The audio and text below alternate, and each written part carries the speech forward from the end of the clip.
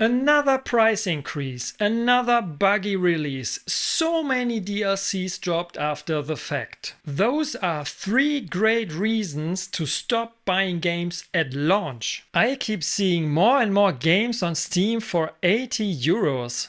Like Doom the Dark Ages, Call of Duty and Metal Gear Solid Delta Snake Eater. Honestly, I think that price is pretty steep, especially for a single player first person shooter. I'd be more inclined to pay 80 euros for an RPG since I'll get way more hours out of it than a typical shooter. However, a lot of RPGs have quests that feel like filler, while a shooter can deliver 8 to 12 hours of non-stop fun. I'm just not sure how the prices for a digital product like a video game are determined. Is it a pay more for more playtime model? Or are we paying for a high quality presentation with expansive voice acted cutscenes? It gets even more confusing when a sequel costs more than its predecessor. Doom Eternal was 60 euros, so why does Doom the Dark Ages have to be 80 euros? How Long to Beat puts both games at similar length,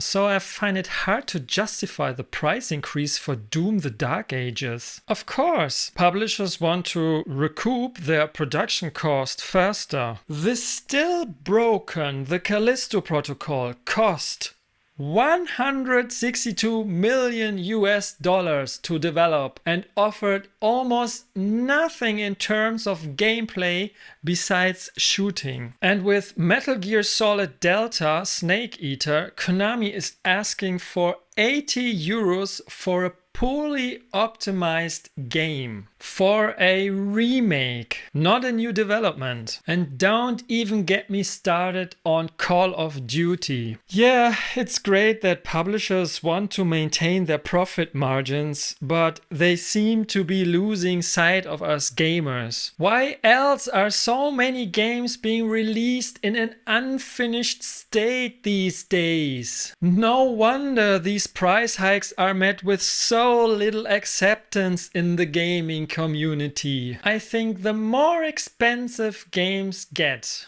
the less forgiving we gamers should be about poorly optimized titles. In Microsoft's case, I can imagine this is a strategy to lure more players to the cheaper Game Pass. The increased prices just make Game Pass look even more attractive. So my plan going forward is to use Game Pass to try out games and see if I actually like them. The longer we wait, the more we get.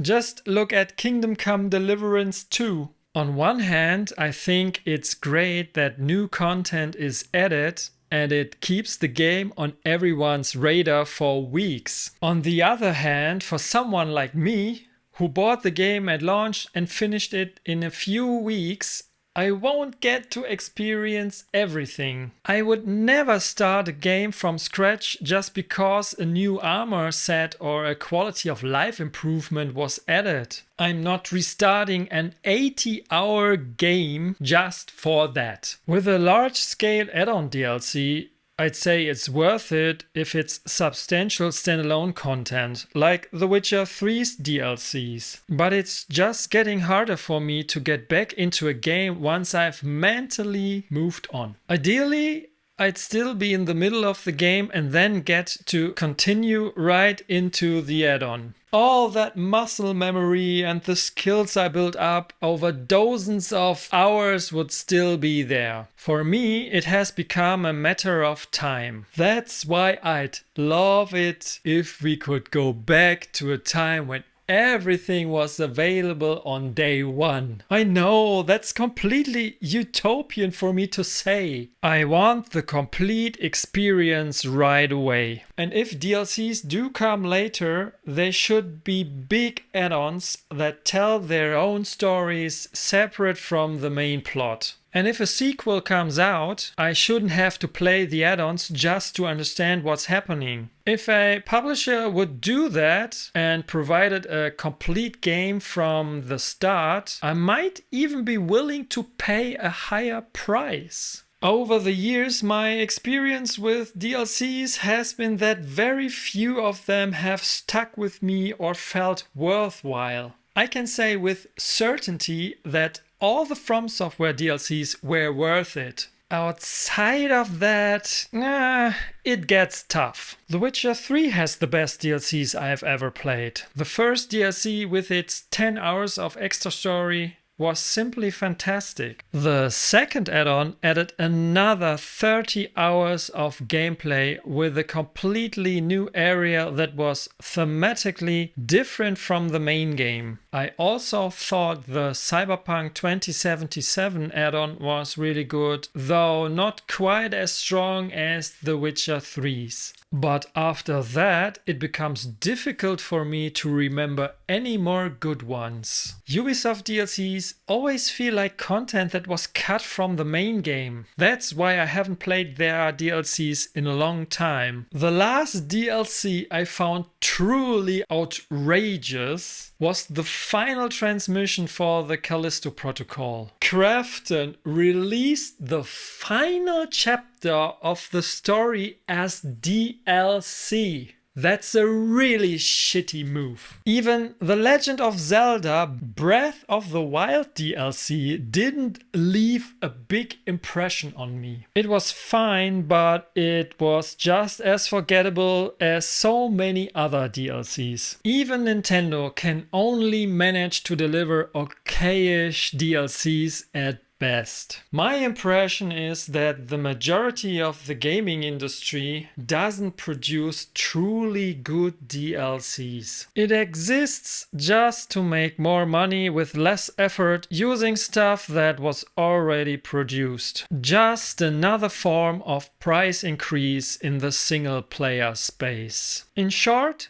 DLCs are only good for the publishers, not for us gamers. And with very few exceptions, I don't see a reason for DLCs to exist. Too often we get DLCs that only keep us entertained for 3 hours and we are supposed to pay $20 for them. Because of my years of negative experiences with this DLC policy, I decided a while ago not to buy DLCs at full price anymore. That's why I find it so refreshing when games are released today with all the content available, like God of War, Red Dead Redemption 2, The Legend of Zelda, Tears of the Kingdom, Sekiro, Baldur's Gate 3, and so on. It's painful to watch how so many gamers still blindly pre-order games without knowing what the final product will look like. A few years ago that was still okay, but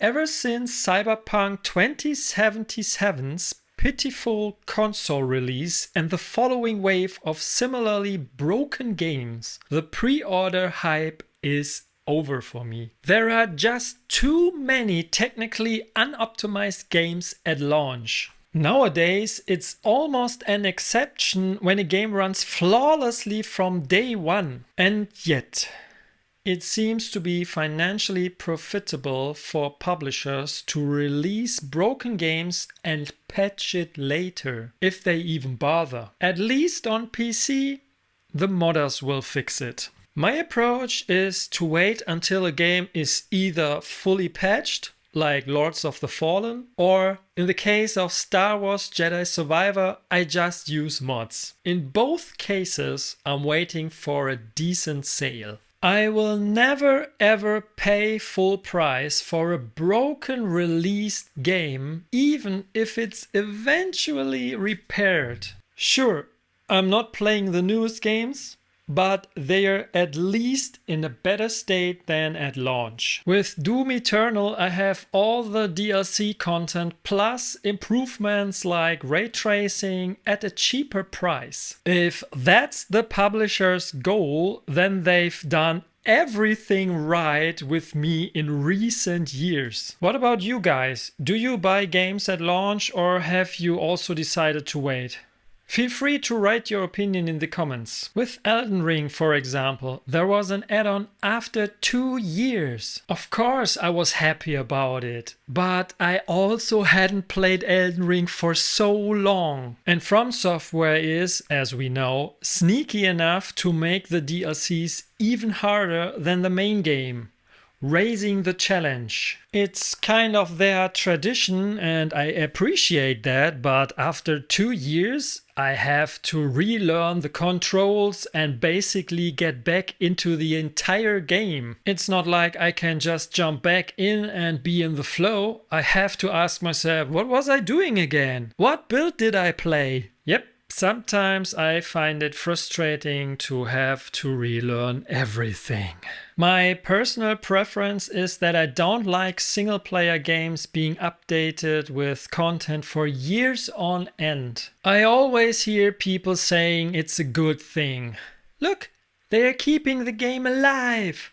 They are always changing things. The developers of Dying Light 2 are still providing fixes and new content 3 years after release, just like they did with the first one. I never played it because so many changes were being made and it never felt finished. However, for extremely buggy games, which shouldn't happen, I do think it's right for them to be completely fixed, like No Man's Sky, Cyberpunk 2077 or Lords of the Fallen. Because of these technical disasters, I had to painstakingly untrain myself from the pre-launch hype. I think that's such a shame because I was always looking forward to release days. Pre-ordering is also cancelled for me because of this. As a conclusion, I can say that I'll wait until all the content has been released for a game. And I'm willing to wait up to 2 years if I have to. I'll pass the time with games from my backlog that I still want to play. My pile of shame is full of games I haven't played yet,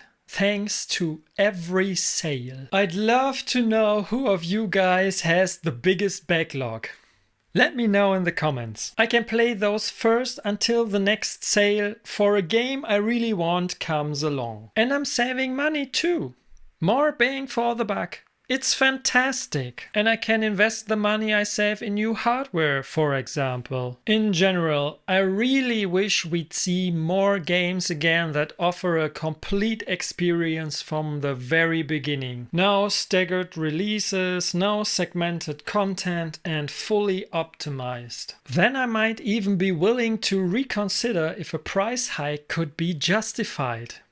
80 to 90 euros for the complete perfectly optimized content right at launch? I could actually be tempted by that. It's still expensive, no question. But back in the Super NES days, my parents bought me games for 140 Deutsche Mark. That's about 127 euros today, adjusted for inflation. That's all from me for now. I'd love to hear your thoughts on this. Please share them in the comments. If you liked this video, give it a thumbs up, subscribe to my channel and feel free to share it with your friends. See you next time.